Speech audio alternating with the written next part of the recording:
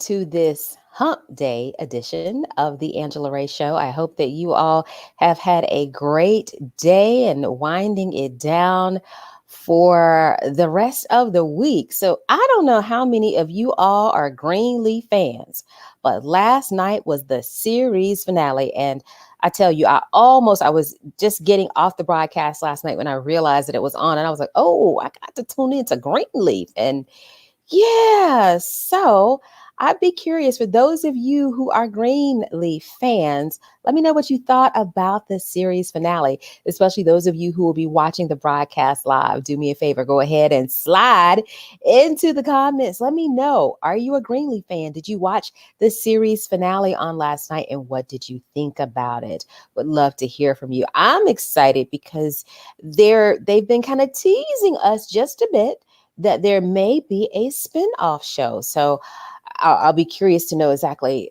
who makes it to the spinoff. Obviously, we know who won't. And I won't give you any spoilers just in case you have not seen it yet. I'm just going to leave it at that.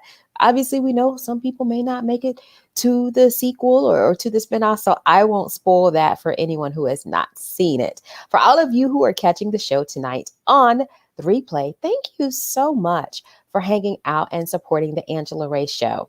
We are in the midst of this series, keeping it classy, because now so many students across the country are back to class, whether that is virtual learning or on campus learning for both colleges as well as schools. And while there are debates on both sides of that issue, what I wanted to do this week is just provide some experts who can give you some insight, parents, students, teachers, and even community members, because oftentimes, whether we have students or children in school or in college right now, we know people who do. We know people who are stressed right now because of the current pandemic and what is going on in the world. So you can share this broadcast and share the information that you get with others.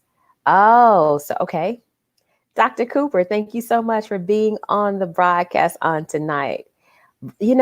So many people are going virtual with learning, and it's definitely understandable given the challenges that we face right now. So I'm going to go ahead and kick the party off with my ray of motivation moment. And for this ray of motivation moment, just want to share with you a quote that says, stress is caused by being here, but wanting to be there. Stress is caused by wanting to be here, but wanting to be there. I think that in a time like this in 2020, where we're in the midst of something that none of us, most of us, I think there are some people who may have been alive during the pandemic of the early 1918, 1919, but for the majority of us, this is very new. It's new for everyone, whether you are a leader, a parent, a community member. This is very, and even a young person, this is new. And while I would like to get back to what was considered normal, being able to go out, to entertain, to hang out with friends, go to Benihana and have some food cooked in front of me. I do look forward to that. And, getting these deltoids worked out by a massage therapist. At the end of the day, we're here. And I think that we can all reduce our stress by embracing all of the positives that we can find in being here. I know for myself, part of what I've been able to do during this time is spend some time with my family, close family. We don't go from house to house. You stick with a few people, but spending the kind of time with family that normally, because of my schedule with travel and shooting and running here to there, I have not been able to do since I was in high school. That is one of the things that brought my stress level down, that I embraced, that I enjoyed. So yes, I can't wait to get back on set and look forward to doing some different kinds of things with the Angela Ray Show once I can see guests in person. However, I have really noticed that my stress level, my anxiety has come down quite a bit when I wasn't so focused on wanting to be any place other than where I am now. And am I saying it's easy? Absolutely not. Of course, we miss so much about life as we knew it before, about March 15th of this year. But when you can embrace where we are, where you can embrace the present moment, that's where it all begins to change and shift. And that is your Ray of Motivation moment for this Hump Day edition of the Angela Ray Show. Well, I'm very excited tonight for this Hump Day edition of Keeping It Classy because I have another very talented, very skilled expert guest. Dr. D. Eatmon, she is an educator. She's also a college transition coach. She spent the last 2 decades, and when you see her, you see how young she looks. You're going to be like, 2 decades?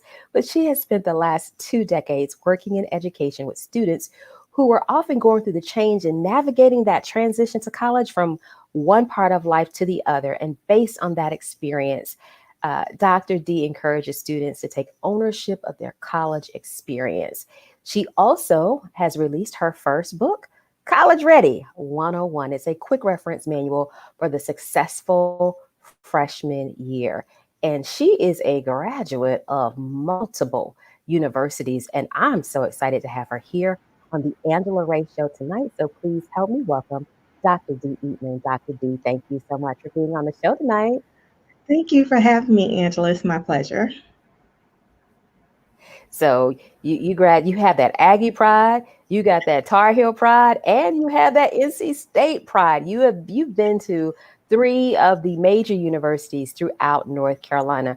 Obviously, I think most people really gravitate towards their undergraduate experience because there's nothing like it. But for you, what was it like going to classes at these three different universities, all three powerhouse schools?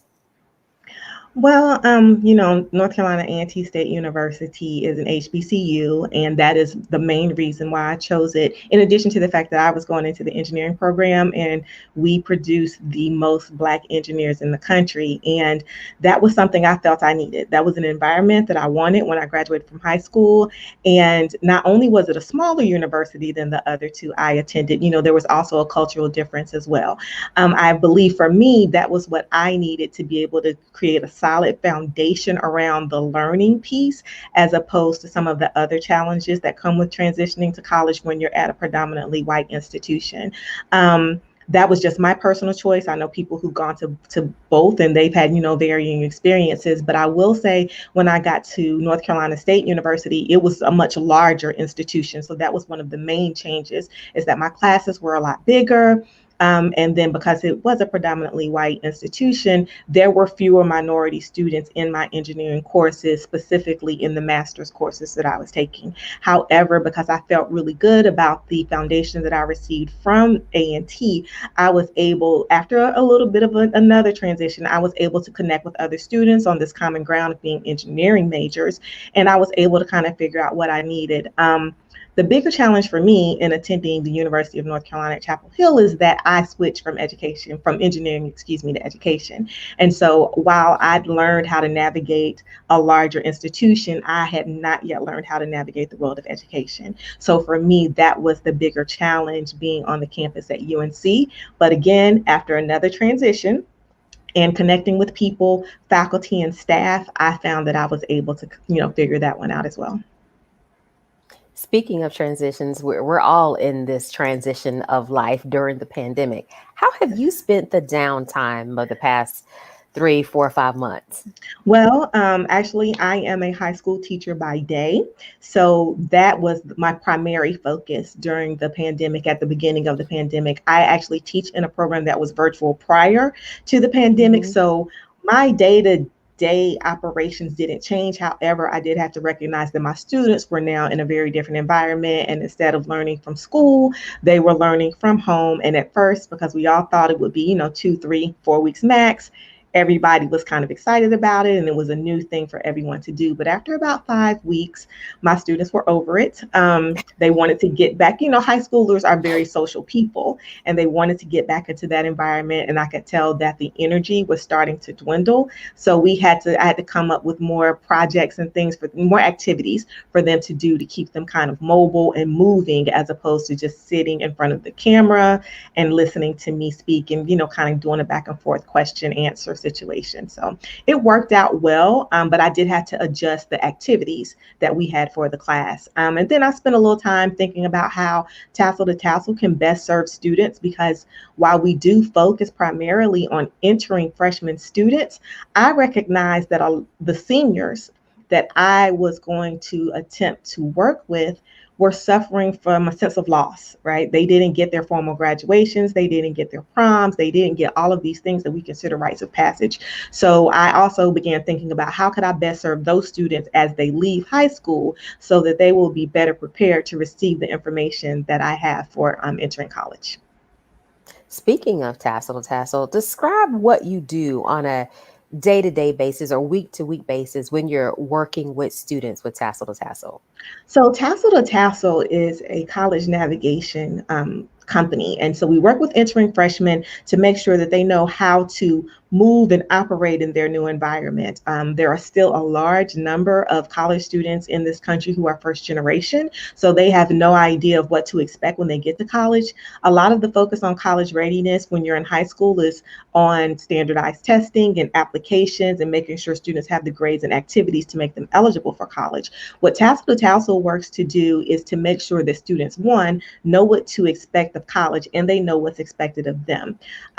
It's very different being a college student than being a high school student. So day to day, we don't do a lot of different information and programming. I spend a lot of time emailing, communicating with my email list, those people who follow me. But a lot of what I do actually comes in with working with other organizations so that I can work with scholarship granting institutions or other bodies to make sure that I can provide workshops and guidance for students as they're entering college. A lot of universities may have things like that, and many times they'll outsource a speaker, but then there are also other institutions that don't have any type of first year program for entering students. And so I work with them to provide those resources. And for those who may not quite get it, you mentioned there's so many students who are still first generation college students. They don't have anyone to kind of give them the scoop, if you will, on what college is like. Why is that first year of college so important from your perspective? Well, Angela, the first year of college is so important because it literally lays the foundation for the remainder of the student's college career and their educational path. And what a lot of students or a lot of people just don't think about is that the first year, because it is a transition, is a student's opportunity to learn how to be a college student, to learn what it means to study versus doing homework, to learn how to manage their time, to learn how to advocate for themselves when it comes to talking to professors and seeking assistance, learning how to be the person who is in charge of the conversations in financial aid and admissions and the registrar's office.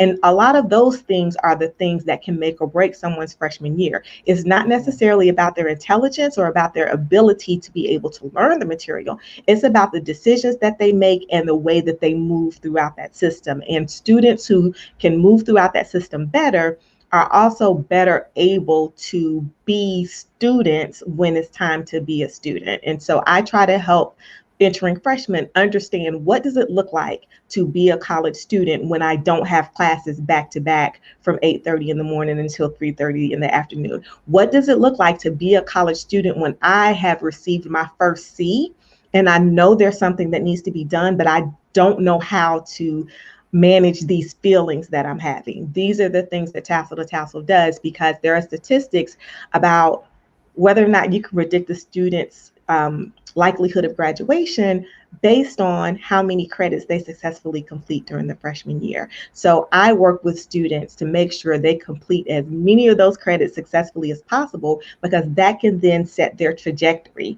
No one thinks about the fact that while a student may not earn a scholarship to go to college, they can earn scholarships while in college, right? So as a freshman, I'm going to submit my fall grades in the spring, which means those fall grades have to be as good as possible to make sure that I'm eligible for as many things as possible sophomore year, through the remainder of my academic career. I'm so glad you brought that up because that is actually my testimony. I, as a freshman, I had some grants, very small scholarships. Sophomore year, everything got cut, and I was like, "What is going on?" And fortunately, by that time, I had mentors on campus, and I went to visit a mentor who basically told me what to do. And I think that this is the prime example of when someone is successful. You do what they tell you to do, within reason. And so I followed his advice, and my junior and senior year, I was on full scholarship. So I'm glad that you brought that up because oftentimes parents and students may be dismayed, that their students didn't get the right amount of scholarships or grants or financial aid that was needed. So I'm so glad you brought that up. Now, given that we are in a pandemic, one of the things that I have seen floating around on social media is that, if you've gotten accepted into a 4-year school. You're planning to go to a 4-year school this fall. However, you're going to be learning online. I've seen a lot of people say, save that $20,000, $30,000, $40,000 and go to a community college for the first 2 years to save money. I've also seen a rebuttal to that. I've also seen people who teach on college campuses who say, don't just take that advice blindly. Make sure that if you're going to do that, those classes will actually transfer to the university of choice that you have for the rest of your 4 years. Have you had discussion like that with people that you serve with Tassel to Tassel? Yes, I've had, as you can imagine, we've had lots of discussions about the decisions that parents are making as students are actually now beginning to go back to school, because a lot of freshmen are moving in a couple of weeks early so that they can make sure they're acclimated to the environment, prior to the returning students moving in. And, of course, the decision whether or not to go to community college or public institution or private institution is each family's decision. But yes, I've seen those things. And I agree that you should get as much information as possible, because there are parents who rightfully so do not want to pay full tuition for all online courses. And I think it depends on the student's situation and maybe even potentially their major, honestly. While it's true that most freshmen are taking a lot of general courses, it also depends on the specific plan of study at the institution for your child's major. So if there are certain classes that are offered at that institution, it might behoove a family to think about enrolling for the fall, even if it's going to be virtual courses. But if you're seeing a lot of general courses in terms of basic science, maybe a writing course, a history course, a foreign language, those things are offered at the community college, and 9 times out of 10 can be transferred to a 4-year institution. But again, the family should definitely do the work and do some investigating and some research to determine how many, if any, of the courses that are taken at community college will transfer to a 4-year institution, because the last thing you want to do is pay money for local tuition and local education only to have to repeat it when you get to your 4-year institution. Another thing that I would suggest that parents do too is look into the possibility of deferring enrollment for a year, because now that we're in a pandemic, there are so many things that all of the schools and universities are figuring out as we go. So you may want to check to see whether or not the student's admission is going to be guaranteed if they decide to enroll in community college now and enroll in their first 4-year institution fall 2021. Oh, that is excellent advice because, again, so often there are things that pop up on social media, and I think people share them with the best of intentions, but it is definitely important to think about whether or not deferred enrollment is even an option. Mhm. Given all of the what's going on with education and the pandemic, what are maybe a couple of the biggest challenges you think students and parents are facing right now? Well, I mean, first, there's the safety issue, the concerns about safety on a college environment. I mean, on a college campus, excuse me, and what students will do in that environment. I think that most institutions have been very forthcoming about the ways in which they will attempt to keep students safe. But again, this goes back to something being a family decision in terms of how comfortable they are with being on campus at this time, even with the guidelines that are in place at a lot of our institutions. But a lot of it is just nervousness. There's the nervousness that comes with going to college and sending your baby off to college, which people are going to experience anyway. And then that is also made a little bit more complicated because there's this nervousness about the whole idea of, sending your child to school during the middle of a pandemic. And that is something that is, I think, worries parents the most right now, is the uncertainty of knowing where things are going, how this experience is going to go, what happens on the campus. Should a student in a residence hall contract COVID if an instructor contracts it? But again, I think each of these institutions is doing its best to communicate with parents and students around what the plan is should any of these things happen. All right, Dr. D, we got a question from one of our loyal viewers here at the Angela Ray Show. Can you see that question? I can see that question. So in my opinion, what is the make or break year for a four-year college career? How do people keep pushing to keep that Tassel and degree? So I work primarily with entering freshmen through Tassel to Tassel. So I think the first year is not necessarily make or break, but it kind of lays the foundation, right? So that's not to say that a student who doesn't have the best freshman year can't go on to college success, because we see it and we know that it happens. What it does mean, though, is that it takes a little more work for a student who doesn't have the best freshman year to kind of be able to recoup that GPA, learn those new habits, and be successful. I think the freshman year is integral. And then I also think the junior year is another integral year, because similarly to your junior year in high school, that's the last full academic year of courses that people will begin to see when students begin to apply to graduate professional schools and to full-time jobs. And so I found in working with students that there are some graduate programs and some employers who actually only look at the junior and senior year, because they recognize that some students make adjustments and they have to go through that adjustment phase, or they may actually switch their major. So the courses that they took second semester, freshman year, and sophomore year may no longer be relevant. So that is a case-by-case thing, but I would say the freshman year to lay the foundation, maybe take your sophomore year to kind of regroup if necessary, and then definitely the junior year, because that's the shine that employers and graduate schools are going to begin to look at. All right, you got another question from Kevin, one of our past guests on the show. Well, I think the bias against online classes and degrees, it varies honestly from university to university. And I think it all depends. There are so many variables when it comes to the whole idea of online classes, right? There's the student and how the student learns best, because there are some students who know themselves and they know they don't learn well in a virtual environment. So virtual classes are difficult for them, right? So, and then there's a difference between a virtual class that is live and synchronous, or an online class that's going to be asynchronous, which means the student kind of learns at their pace. They're watching recorded lectures and maybe participating in some discussion posts. So, and then there's the instructor. Some instructors are comfortable teaching virtual courses and some are not. I mean, it's the same way that it takes a different set of skills to teach in an in-person classroom, it takes a different set of skills to teach a virtual class. It's a little bit more challenging to create that engagement when you're on camera with students as opposed to being in the classroom.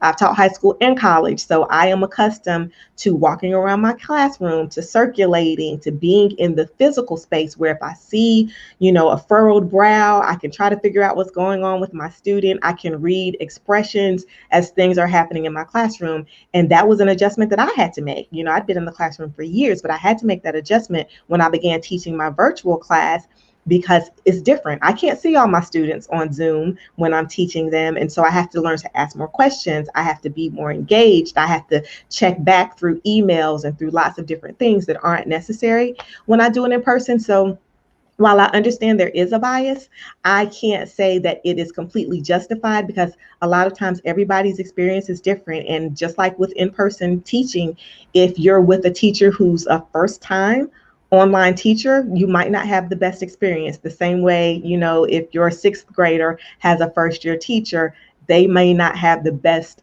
sixth grade experience. And so I do understand the bias. I definitely do, particularly because the majority of the classes that we've taken up until the pandemic were all in person, and online classes were a small percentage of our educational experience. But I think that with the right preparation and with the right resources, that online classes and degrees can be just as valuable as an in-person course. What do you think is one of the biggest challenges of that transitional period from high school senior to college freshman? I know for myself, having more responsibility, being away from home. Mhm. You mentioned, what do you do when you don't have classes back to back from 8 to 3? It was kind of like a running joke for some of my fellow classmates. We scheduled our classes around the young and the restless. That's probably not a good thing. So, what would you say is some of the bigger challenges in terms of that transition? Well, actually, you kind of hit the nail on the head. Time management is one of the biggest issues that first year students have. And, through their fault, no fault of their own, a lot of their time has been managed by others. Again, going to high school, all day long, and then you may have practices after school or club meetings after school. The majority of high school students have some form of a curfew, so they can't stay out as late as they want to. There aren't a lot of options. And then when students get to college, there are options. There are lots of options. You can opt out of going to class in a lot of instances, right? And so all of these things that were compulsory in high school no longer are. In addition to the fact that students, particularly bright students who graduated from high school, may not have to spend a lot of time studying.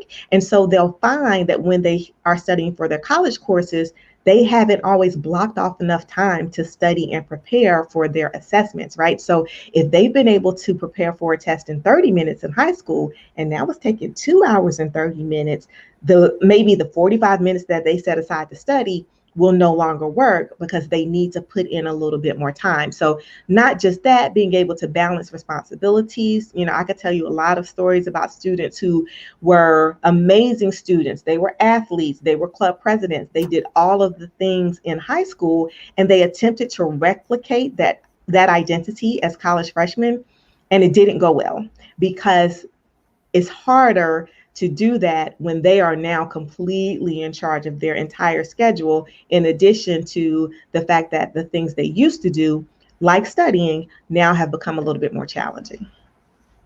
Yeah, that schedule is something else. My freshman year, fall semester, this was not my doing. I don't know how, but I looked up and I didn't have classes on Fridays. That could have been a disaster. That could have been a Mhm. disaster, but thankfully I made it through that. All right, you have another question. Okay, feeling on the issue of accreditation for online schools. Oh, I have lots of feelings about that. But I think again, it kind of goes back to the source of the online institution, right? So if there, and this is just my personal opinion, and other people may definitely feel differently about it. I know that on a lot of levels, I feel better about online schools that are associated with an accredited physical brick and mortar university or college.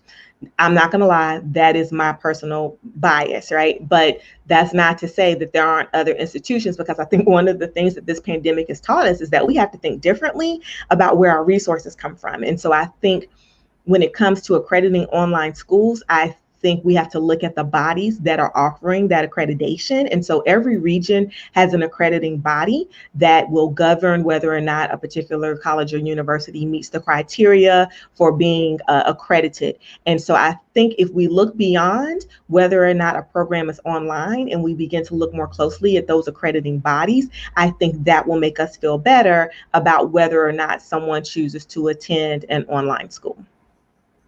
So you also have a book. Tell us a little bit Mhm. about your book.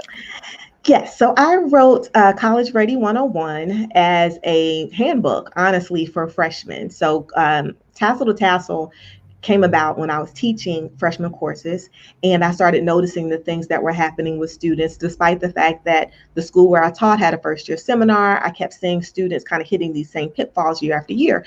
And so I started Tassel to Tassel, and then I started thinking about a book. And I was like, okay, so what kind of book can I write that students will actually use, and then get the information that they need? Because there are lots of books out about being a wonderful college student and how to approach your freshman year. But when I started thinking about what I know from my students, they don't necessarily want to read a book. So I wrote Tassel to Tassel as a handbook that students can flip through. They can find the situation that they're in, they can find a strategy and an action item, and then they can go do that thing. Because I feel as though having an action for them to take when they're in a Mhm. particular situation makes it a little bit easier to digest. I'm not talking, in theoretical terms, I'm talking practically. If you need to see your instructor and it is almost Thanksgiving and you're not doing well, let me help you open that conversation, and so that way they can feel comfortable knowing that I have their best interests at heart, and I'm also not adding a lot of other information. It is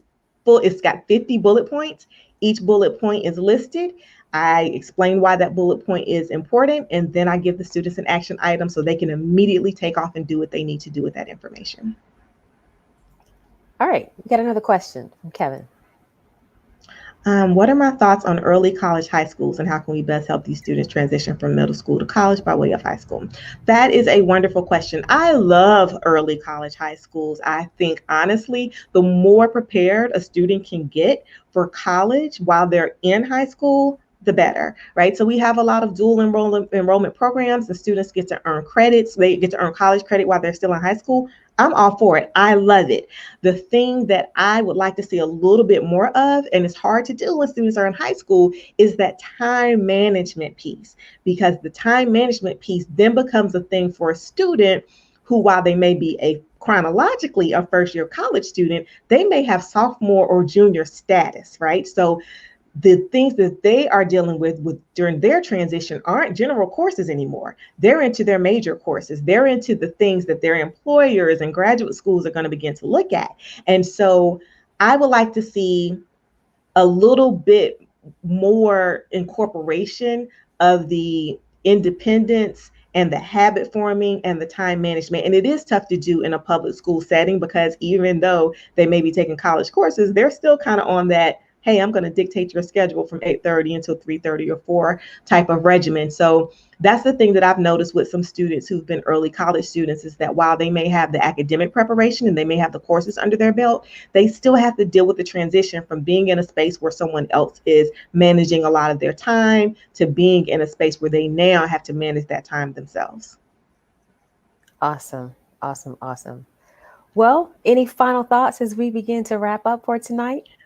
Well, one of my final thoughts is that we're all in the middle of this pandemic together, right? So just everyone has to think about what is the best decision for them. There are some students who are going to choose to move onto their campus and take their courses. There are some students who are going to choose to be completely online. There are students who are going to choose not to go to school this year. And I encourage everyone to work with your family to figure out what the best choice is for you. And also keep in mind that while none of us wanted this pandemic, you've already learned as a high school senior many of the strategies that you need to be successful in college because through virtual education, you've learned how to work independently. You've learned how to reach out to people through electronic means when you need assistance or you need to study. You've learned probably how to manage your time because I don't believe many of the schools went straight from 8:30 until 3:30 in the afternoon. So you've already acquired a lot of these skills as a high school senior because of the pandemic, whether we liked it or not, right? So just take those things, whether you're on campus or continue to learn virtually, and continue to apply those and know that there are lots of resources on your campus that are available to help. You might have to reach out virtually. You can't walk over to the Career Center anymore. You can't walk directly to the Academic Success Center,